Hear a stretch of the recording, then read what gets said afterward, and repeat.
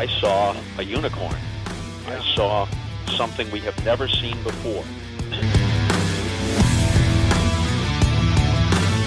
On a 1-2, Ohtani sends one in the air, the other way, back it goes, gone!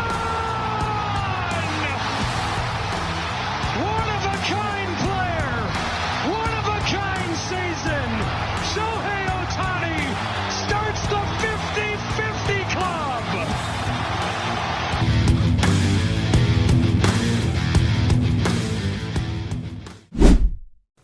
Bienvenue dans le Daily Show, l'émission quotidienne qui vous plonge dans l'actualité et les statistiques de Shohei Ohtani. On revient d'abord sur le match d'hier soir, puisque notamment sur la situation du 50e home run, il y avait des coureurs en 2-3 personnes en première base, et donc les Marlins auraient pu faire un intentional walk. Et donc en conférence de presse, on a interrogé le coach des Marlins, Skip Schumaker, sur sa décision. Et sa réponse était intéressante, parce qu'il dit que ça aurait été une mauvaise décision en termes de baseball. Il dit oui, on affronte un joueur exceptionnel, mais justement, on est des compétiteurs et on veut l'affronter, on veut essayer de l'éliminer, quoi. Et ça, je trouvais ça vraiment, vraiment intéressant. Parce que je repense notamment à cette année Aaron Judge, qui était très chaud cet été. Il y a eu une série à Toronto, je crois, où il s'est pris plein d'IBB. Donc là, je trouvais ça vraiment classe de la part du coach des Marlins.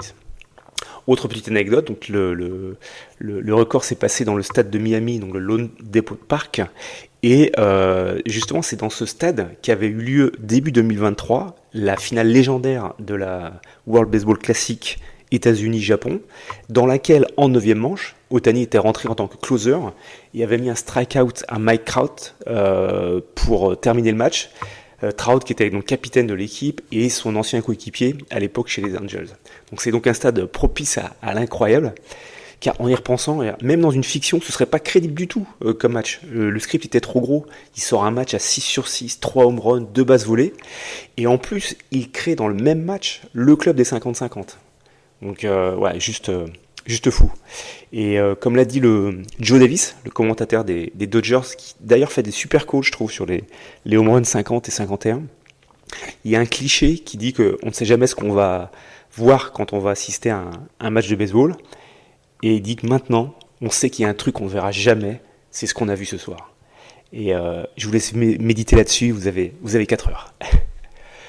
Passons au match de cette nuit. Les Dodgers recevaient les Rockies. Alors pour le premier at-bat, Ohtani reçoit une standing ovation de tout le stade. Même ses coéquipiers sont sortis du dugout. C'était vraiment un très chouette moment. Et il continue sur sa lancée avec un très gros match. 3/4, 2 simples, 1 home run, donc le 52e de la saison, et une base volée, la 52e également. Donc on est désormais à 52-52. C'est le premier joueur de l'histoire à totaliser 4 home runs et 3 bases volées en 2 matchs consécutifs. Et juste en 2 matchs, il est à 9/10, donc 4 home runs. Même dans un jeu vidéo, on ne fait pas des stats pareils. Autre record qui tombe, c'est son 14e match de la saison avec un home run et une base volée dans le même match. Et il dépasse le précédent record de Ricky Anderson, qui en avait fait 13. Au final, les Dodgers l'emportent 6-4, avec également un home run de Teoscar Hernandez, son 30e de la saison. Donc il fait vraiment une bonne saison, hein. Il est à 132 d'OPS+, donc vraiment une saison qui est meilleure que sa précédente. Niveau pitching, c'était un bullpen game, et globalement ça s'est bien passé, 5 hits concédés au total.